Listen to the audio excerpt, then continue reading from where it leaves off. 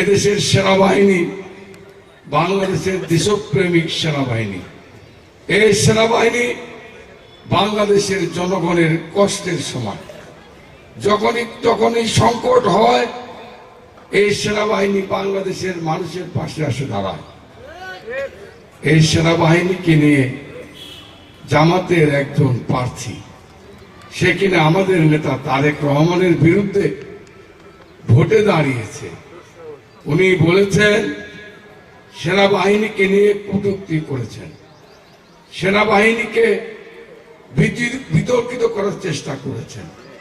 প্রিয় ভাই আমার, আমি আপনাদের মাধ্যমে বলতে চাই, সেনাবাহিনী এই গত সম্প্রতি যা কিছু করছেন বাংলাদেশের মানুষের জন্য করছেন, যা কিছু করছেন বাংলাদেশের মানুষের শান্তির জন্য করছেন। আপনারা জানেন একজন পাবলিক কখনো অস্ত্র নিয়ে ক্যান্টনমেন্টে ঢুকতে পারে না। ক্যান্টনমেন্টের মধ্যে কোন রকমের বৈধ হোক অবৈধ হোক কোন অস্ত্র কেউ বহন করে নিয়ে যেতে পারে না, হয়তোবা সেটাই আইন বলে। সেই কারণে সেই প্রার্থীকে সেনাবাহিনীর অফিসার বা যারা গেটে পাহারা দেয় তারা বাধা দিয়েছে।